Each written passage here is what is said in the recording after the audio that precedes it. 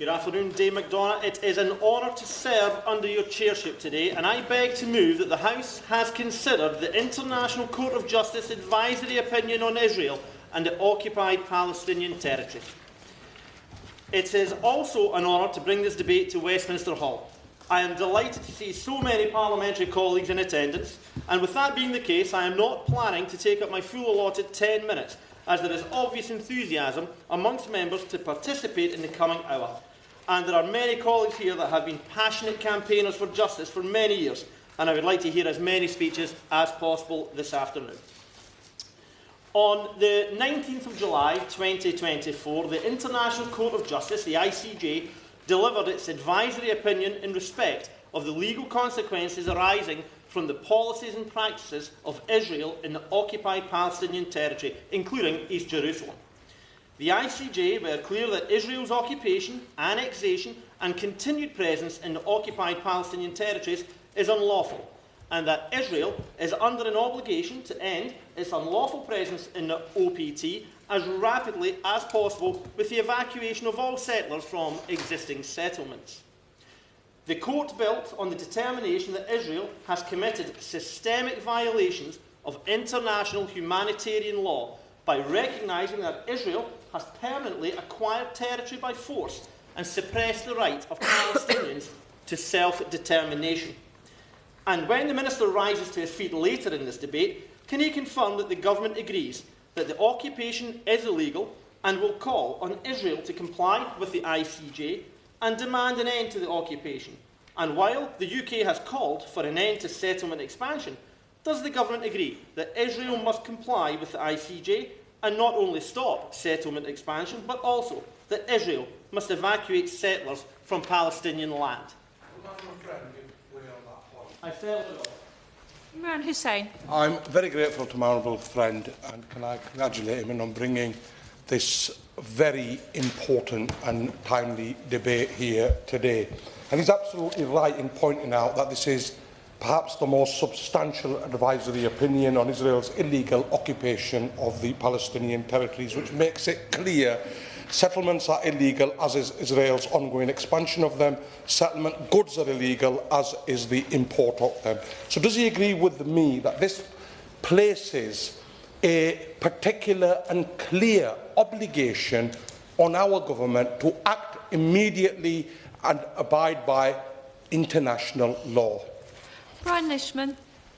Thank you, Dame Siobhan, and also to my honourable friend from Bradford East. Thank you very much for your intervention. And yes, completely, I'm in agreement, and I would like to pay testament to the work that you have brought in bringing this issue to Parliament in the primary chamber. I would also appreciate if the Minister could explain why, to quote the UK Ambassador to the UN, that we did support the central findings of the ICJ's advisory opinion, but then the UK abstained at the UN General Assembly on the 18th of September 2024, where an overwhelming majority of nations supported the ICJ's advisory opinion and demanded that Israel bring to an end without delay its unlawful occupation, no later than 12 months' time, by the 18th of September 2025. Israel has developed and maintained its settlements through forced removal and displacement of Palestinians.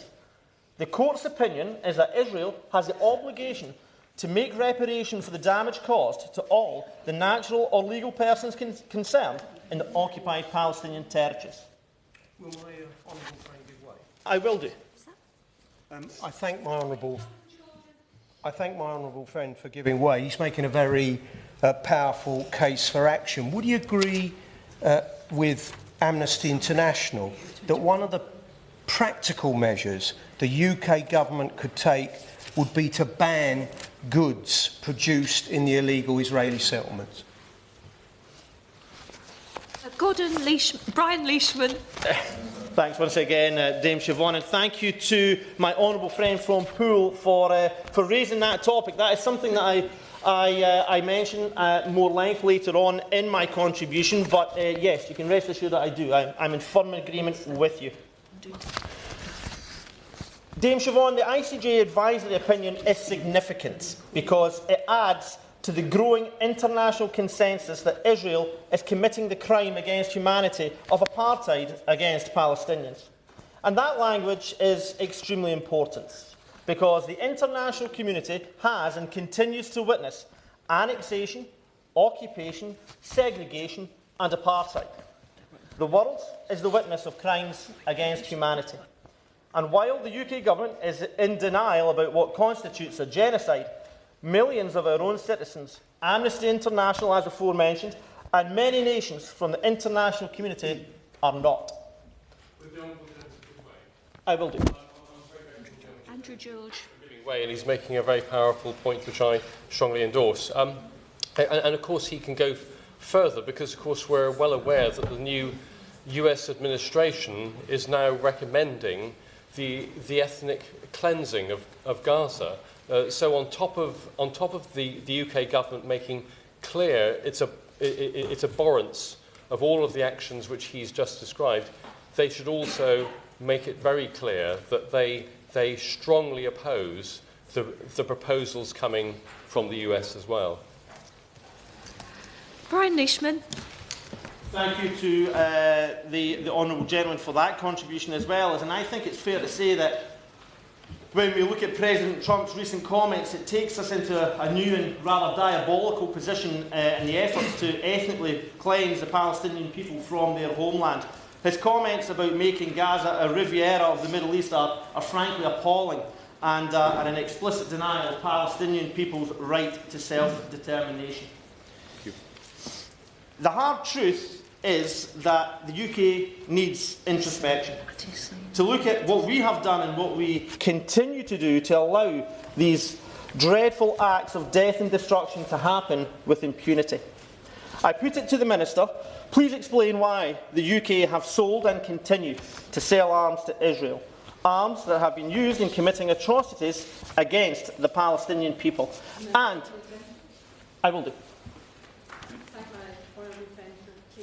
The intervention, and I thank him for securing the debate here today, which is indeed on a very important subject.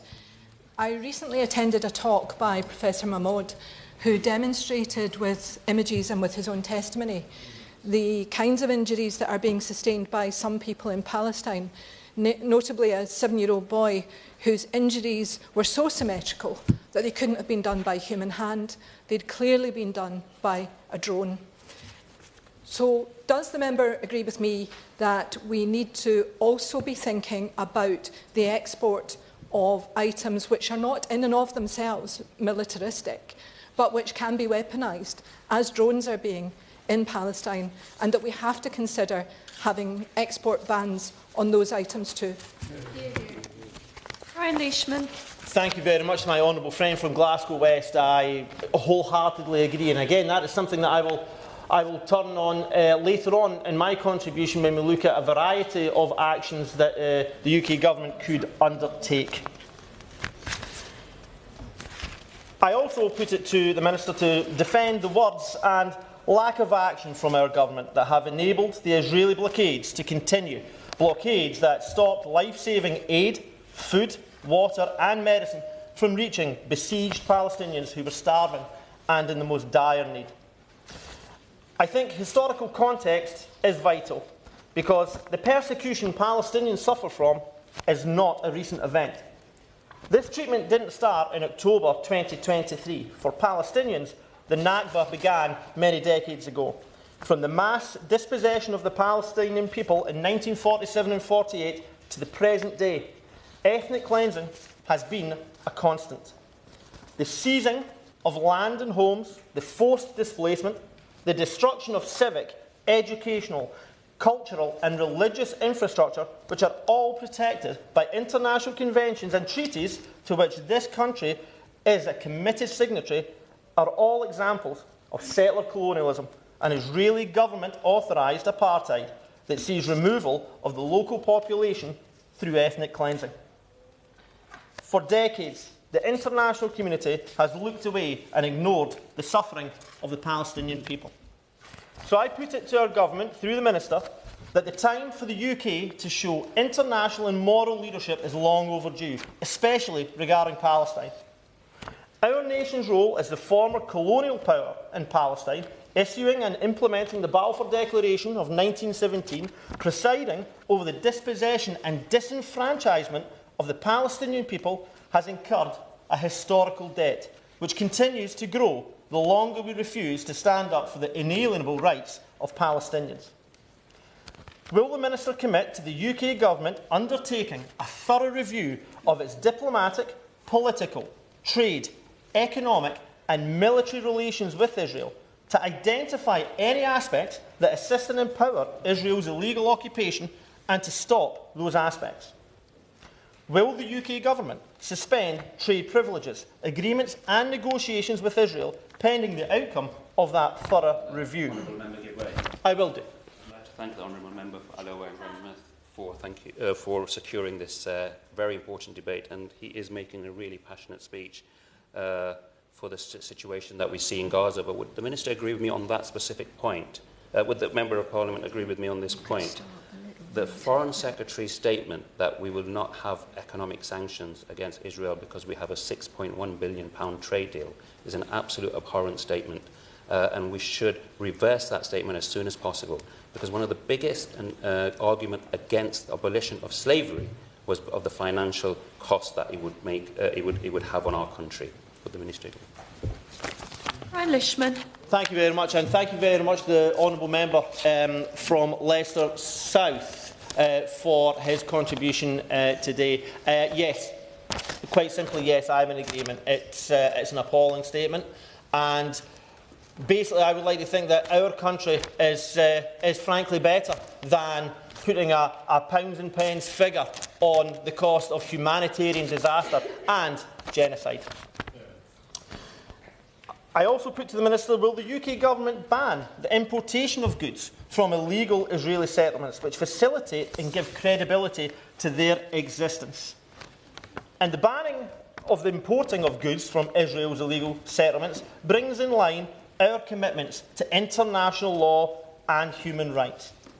The ICJ is clear that all states have an obligation not to recognise, aid or assist in maintaining the illegal situation of occupation, to stop providing assistance that sustains the occupation and to ensure compliance with international law through diplomatic and economic measures. Dame Siobhan, in conclusion, the UK Government has a very simple choice to make. Whether we side with an apartheid state that has seized territory, displaced and then contained people into an open-air prison, eradicated communities and centuries of culture, ethnically cleansed the people and committed genocide, or do we join the call many in the international community have already made for full compliance with international law, to recognise the state of Palestine and justice for its indomitable people?